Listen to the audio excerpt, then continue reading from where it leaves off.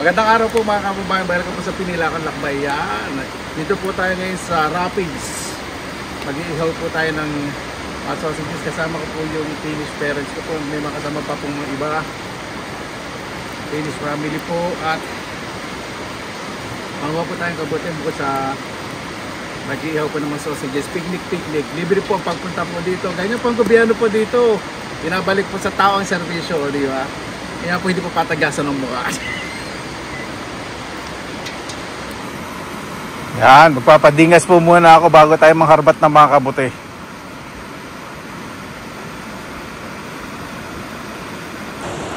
Ayan, marami po ang kasama ko ngayon. Kasama ko rin po yung mga kinikilala ko pong Finnish parents ko po rito. Enjoy lang po kami. Ay, pwede pa to. Pwede pa. Parang ano, old na. Old na, hindi ko nakukuha na. Ikakalat ko na lang. Ayan, sa banda rin may nakita ako.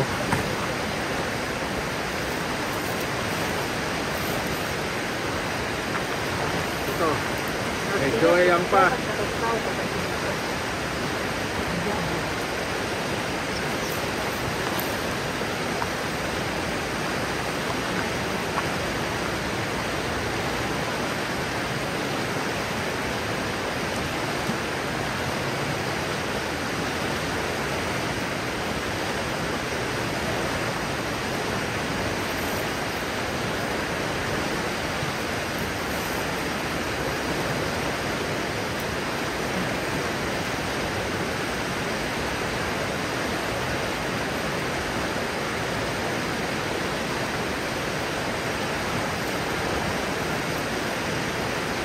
Parang tinatanim ko rin po yung may mga uod dito, kinakalat ko.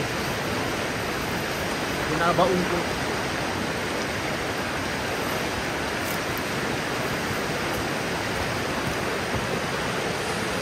Yan po, ang ganda, di ba? Dito po, bawal po ang aso. Tahimik po dito. Sa mga forager na nagfi-fishing lang po pupunta dito, saka nagpi-picnic, bawal din pong magkalat.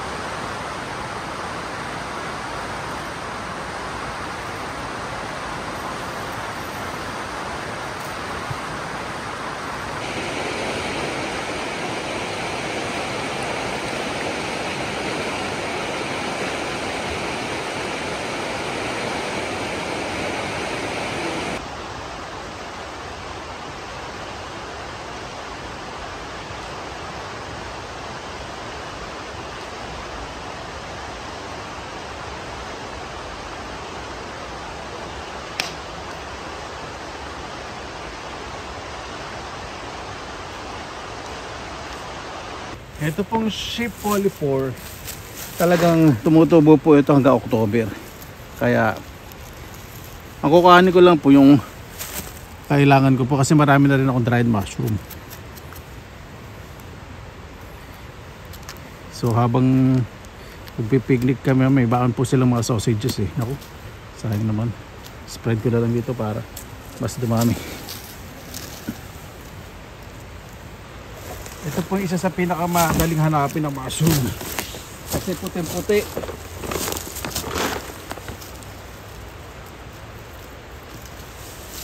Saka ito po, smooth na smooth po itong ilalim. Yan o, wala siyang gills. Iuod. Pumunta kami iuod.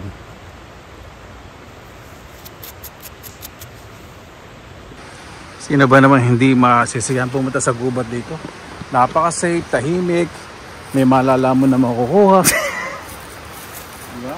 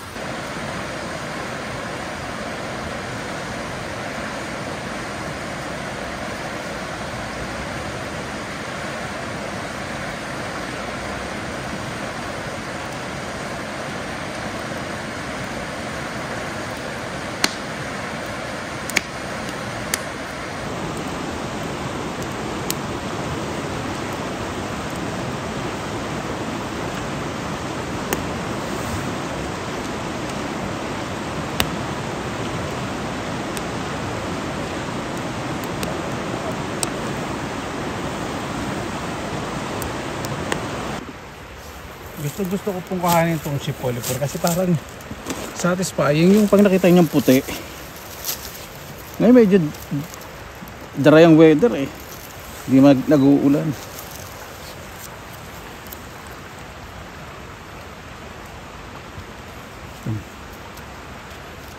May uod. May uod. May uod, sayang. Ito, tangkay lang yata may uod. Uod. May uod lahat, sayang.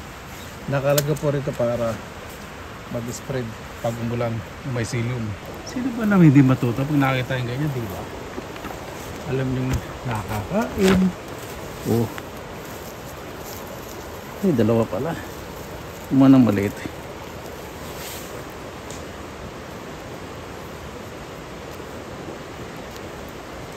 Inisip ko na po dito kasi sa bahay eh. Hindi ko po alam kung ano oras uuwi eh. Para pag uwi ko, yung lakas ng artista hindi maubos. Yun. Yun.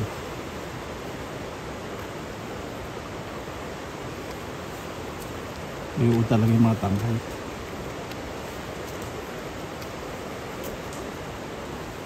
Hindi. Iuod, sayang. Ito.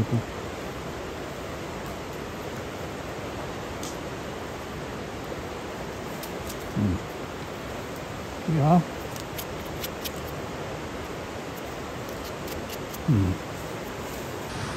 Sarap po ng ganito, no? Kaya sa mga fairy tale, yung minangunguha sa gubat sila ng mga pagkain. Totoo po yun. Parang fairy tale.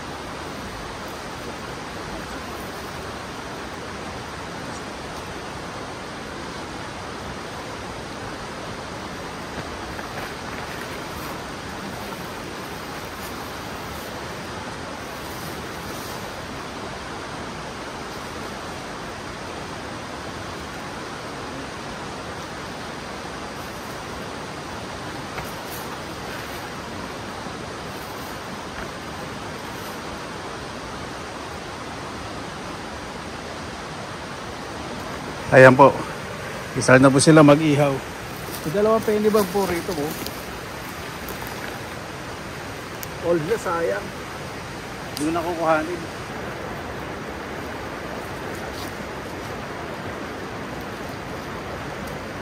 Paswerte po nila, no?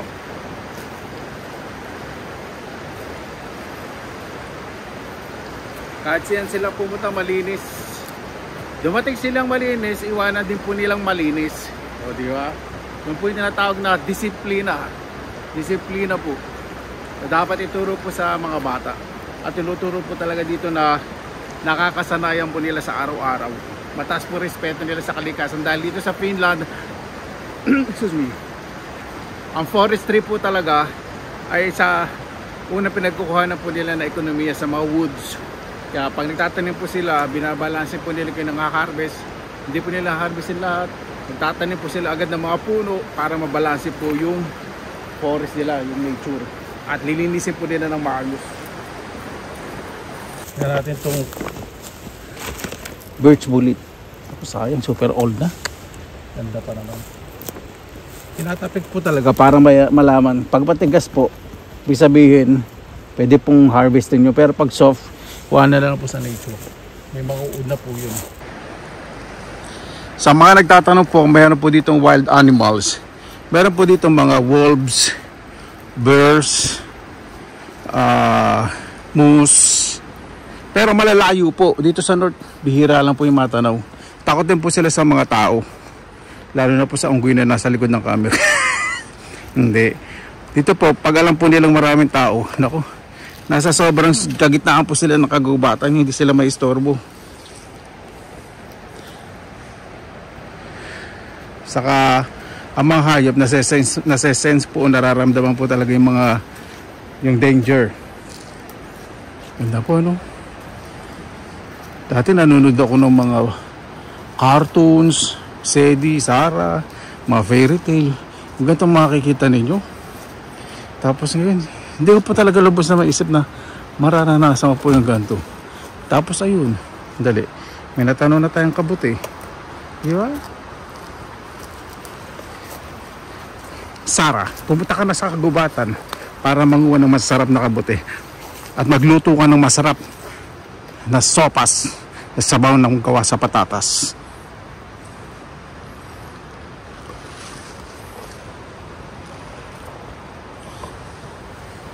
Sige po, Miss Minchin. Pero wag muna kayo makikipagdala, hiraan. May tao pala. Ito. Ship polypore. Takpan po natin yung mycelium. Ayan. May tao pala. Nag-ano din, nagmamayaman. Hindi siya nagpipignik. Ay. Ang daming uod. Ito, spread ko po rito. Pag ini-spread ko po dito, mas lalong dumadami yung mycelium. O, di ba? Tara na po. Baka naghahanap lang matataihan yun. Nakaputing pantalon pa naman siya. Nakita niya siguro may tao dito naglalakad na istorbo. Ito gagawin. Yan. Dali, ako yata ang natatay. Pupunta muna ako sa dulo ng gubat. Buti may dala akong papel. Ito pwede kayong mechas. Kaya lang hindi naman po dadaanan ng tao. Ay hindi. Parang maano lang. May hilab-hilab lang yung tango. Hindi naman. May naman nga pala ako ng emoji. Ipaparamdam lang.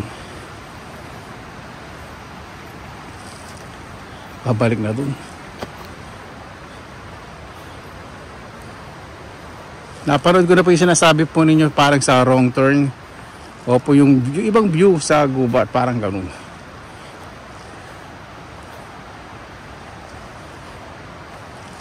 Sarap po tingnan, ano? Ang ganda naman na makikita po ninyo. Ayan po yung sinasabi ko na sa mga forager, fishing, sa mga nag-fishing po, picnic, ito lang pong lugar po nito. Bawal po dito ang aso. Kaya napakalinis. Saka may sign po doon na huwag magkakalat. Tapos yung mga kahoy po sa ginagamit sa picnic, may lalagyan po doon parang maliit na bodega. Libre po yung kahoy dito. Dadalhin nyo lang po dito, pospro, saka yung mga lalamunin ninyo. Yun.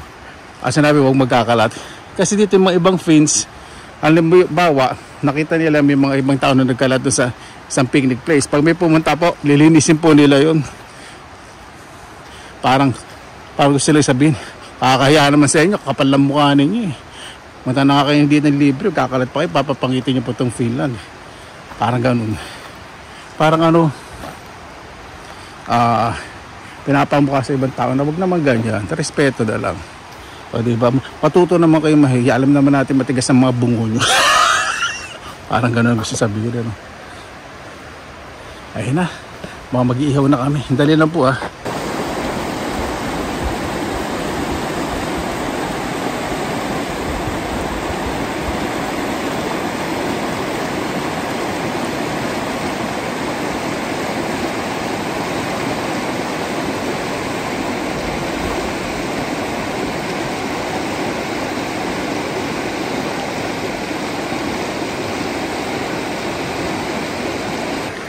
Ayan po.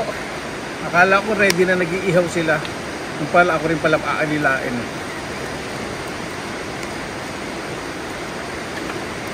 Libre po mag-ihaw dito. Libre po sa park po natin. Imagine po ninyo, no? Sana madala ko po dito yung mga kapatid ko, may ibang pamangking ko. Nangyayari po yun.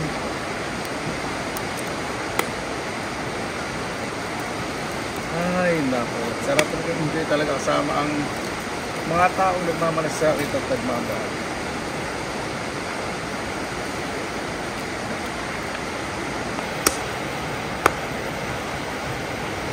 Kaya po pag ganito, no? Sana madala ko po dito yung mga kapatid. Para may ibang pamangking. Si nanay, si papa, hindi ko na po may babiyahe. Hirapan na kumilos. Pero kahit man lang yung ganito makita nila, di ba, sa video, masaya-masaya po yun.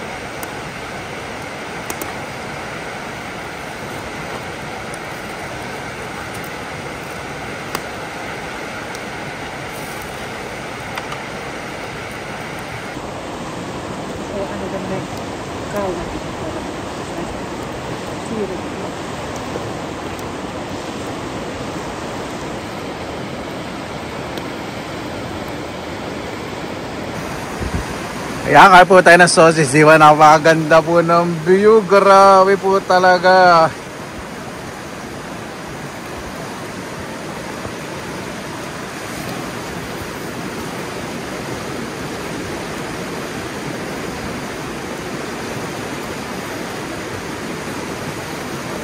Ay, nako. Ganito naman ang makikita nyo at napakaganda talaga ng Finland.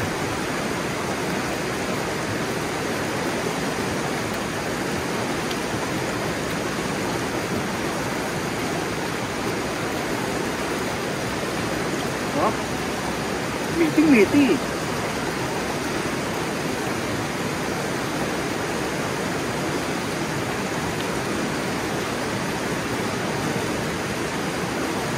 Gandahan po dito.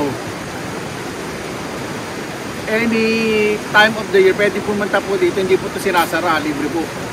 Saka kapag naman bawal dito mag-ihaw, may announcement na bawal mag-ihaw kasi baka magkaroon ng forest fire kapag sobrang dry ng weather.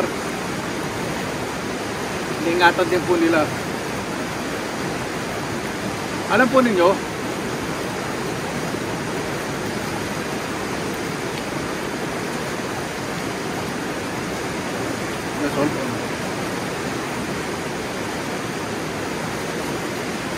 ito yung isang batas sa iyo na pag binuksan nyo hindi dapat hinihiwalan.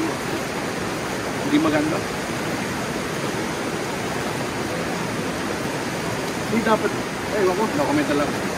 Alam po ninyo yung mga Pinis, sanay na talaga silang kasi kasuhin po yung paligid nila, yung maglinis, pag magpipigit, maglilinis, tatanggalin yung mga dumi nila, kung anong iniwanan nila, inisip nila yung mga susunod. Kasi gusto rin po nila ma-experience ng ganun.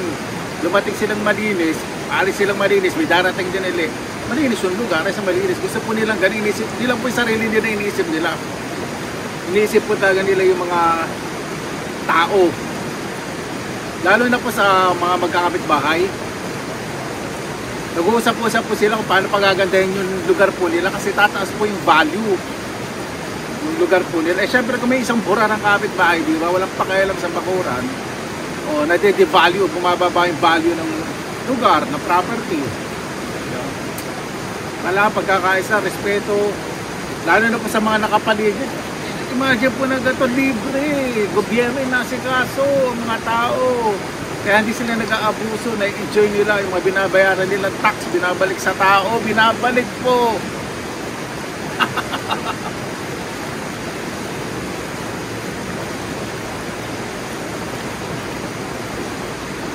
Hirap naman itong putragis na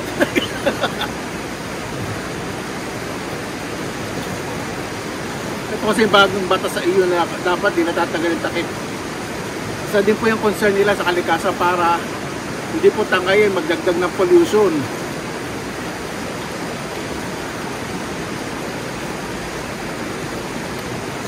Hop.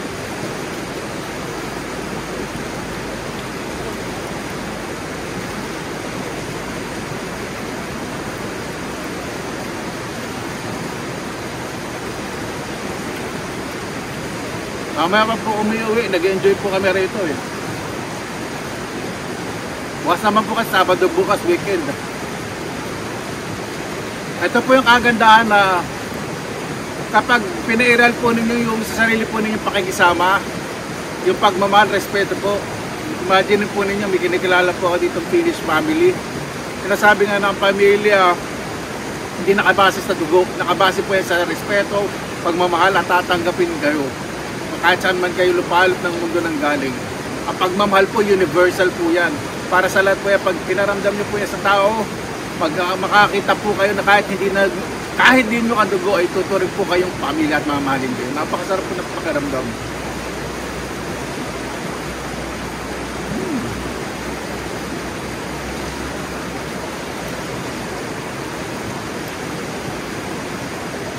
Masarap ang libre.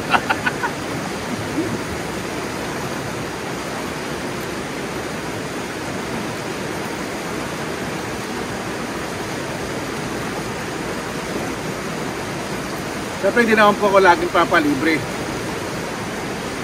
Tinitreat ko rin po sila. Invite ko po sila sa bahay, magluluto po ako.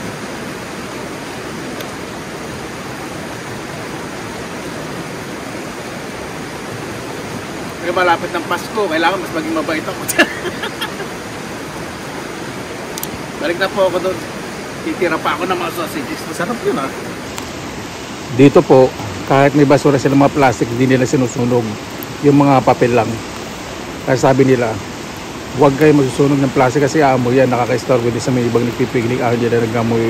Anong amoy sa akin yung maganda sa health. O, di ba? Hindi lang concern sa kalikasan sa kapwa din. Sweet po, di ba? How sweet.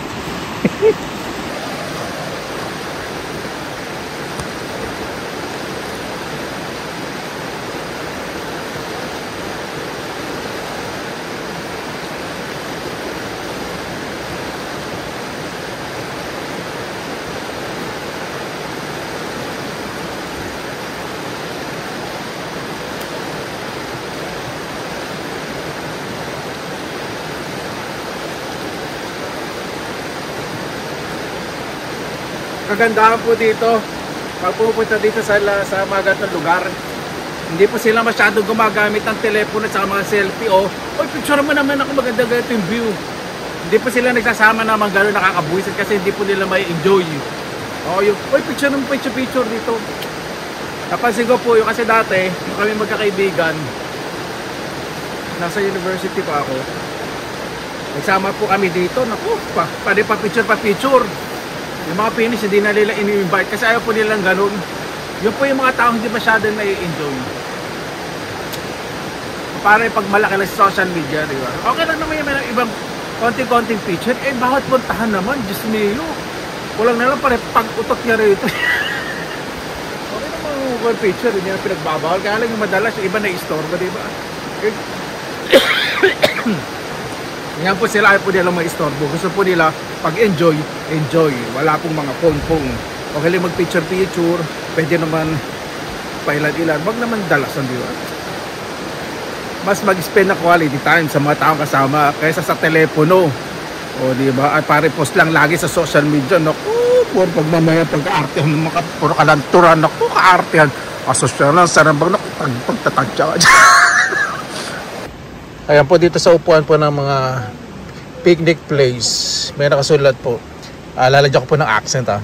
It is prohibited to light campfires in the forest fire warning or the grass fire warning is in effect. Ayan. Ibig sabihin po niyan, naintindihan nyo na, hindi ko na dapat explain. Self-explanatory na lang yun. Sabi po nila, prohibited daw po sindi sa mga gubat tulad po nito picnic kapag may warning po. Wala naman pong warning kasi syempre pati po yung mga damo, pag lumipad po yung alapaap, yun po yung mga lumilipad po sa baga o pag pumunta sa mga dry na place baka masunog din po. Ngayon hindi naman po, wala naman pong warning. Dito po, yung fishing po may permit. Kapag umaagos po yung tubig, may permit po. Pag hindi po umaagos, Hindi kinakailangan ng permit kung ang gamit po ninyo yung Dibolate lang. Pero dito kasi protected po itong lugar. Ibig sabihin itong forest protected at libre sa mga taong punta, kaya iniingatan po. Libre po dito mag-camping, o di ba, matulog overnight, mag-picnic, tulad ginagawa ko, o mag-foraging, manguha ng mga berries, mushrooms, relax, pictorials, libre po ito. Kaya pag mga events, yung pagbabawalan yung mga taong pumunta dito, papaalam po sa municipality po itong lugar po na to. Yung mga special event po talaga na sinasarado po ito. Meron po kasi dito mga para mga music festival, yung mga traditional na music, mga sayawan, yung mga parang unang panahon, napakasarap pupunta ng mga ganun. Yung tubig po, hindi po yung maitim. Nagre-reflect lang po yung maitim na bato kasi black stone yung mga matitigas na bato. Nagre-reflect lang po sa tubig. Ngayon medyo malalim po yung tubig. O diba? Ay nako, napaganda po. No? Imagine po ninyo. Dito, pupunta kayo para mag-relax. Kung naghanap kayo ng peace of mind after work o weekend relaxation, unwinding, punta lang kayo dito. Gusto nyo hunin ng ibon. Saka bawal po dito magpatugtog ng masyadong malakas na music. Kailangan po hindi po na-istorbo ibang tao. Kasi pag may nagpapatugtog po dito ng malalakas na music, titignan. So kapag hindi pa rin matitigas na po mga bungo nun. Ay nako.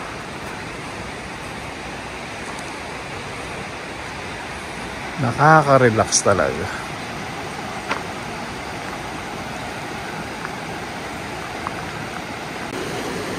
Speaking of kubeta, meron pong kubeta dun sa pagpasok po. Parang ano po siya, storage style, pero old style po. Maganda po, malinis. Yung mga tissue po rin po. Pero mas maganda magdala po kayo sariling tissue po dito. Siyempre, sa mga nag-inartit ng mga mamayaman, ganun. Imagine po ninyo, pagpunta dito, may toilet. Nadala lang kayo dito, mainom ninyo, panghugas, pagkain, pospro, may kahoy, libre na yung kahoy. Libre yung picnic place. Hahanap na lang kayo. Pero bawal po ditong gumawa kayo ng sariling yung picnic bonfire. Bawal po yun. Yung magsisiga po kayo, sariling yung siga, bawal po yun. Kailangan po talaga magpipiknik po kayo sa mga grilling place. Yan.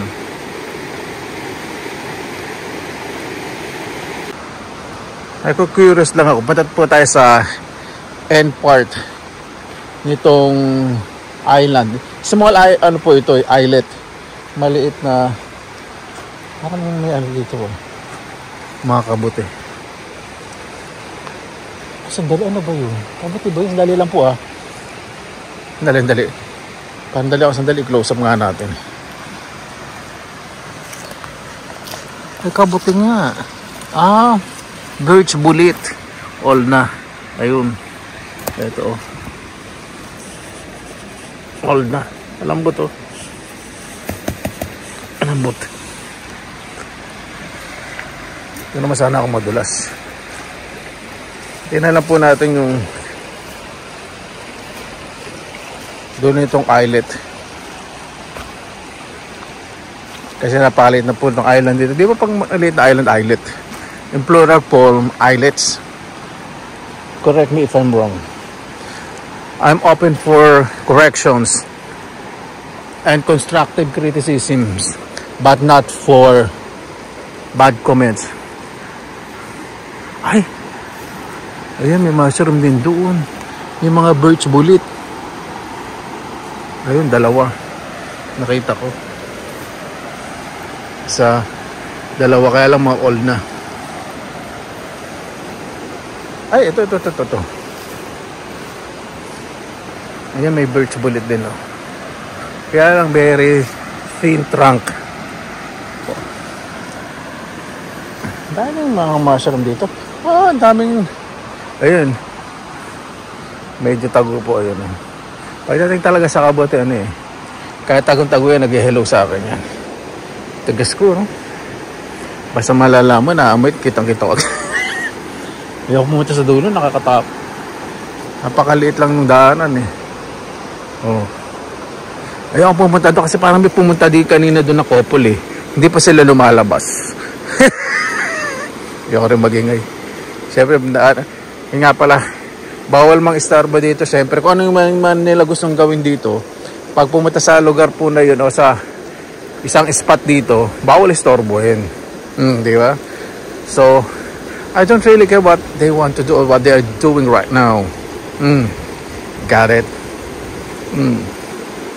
Siyempre, may nagsusulok-sulok doon dito, di ba? Mukhang dadami na naman ang populasyon ng Finland.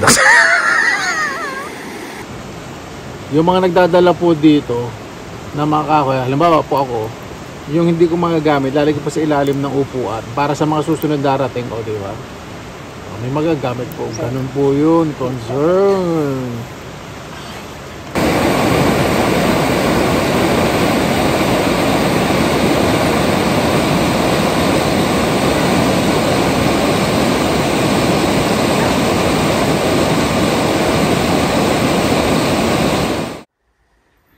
Yan, dito na po ako sa terrace ko. Medyo malamig na rin. Iniwanan ko po dito yung kabote, bukas ko na lang po lininisin. Pagod na po ang artista. Malamig naman po sa kamay papel. So hindi po yan magsasarang o uurong. Yan lang po papel. Paano po? Maraming salamat na naman po sa inyong oras na ilaan sa Pinilangan Lakbay. Mangalagaan po natin ang ating bakuran. Linis po tayo, maging maayos. Dahil tayo rin naman po ang nananahan. Tayo po makikinabang sa mga pagsasakripisyo po natin. Respetuhin po natin ang kaligasan. Basta lagi po tayong positive vibes, good vibes. God bless. Ingat po lagi. Magandang araw. Laban.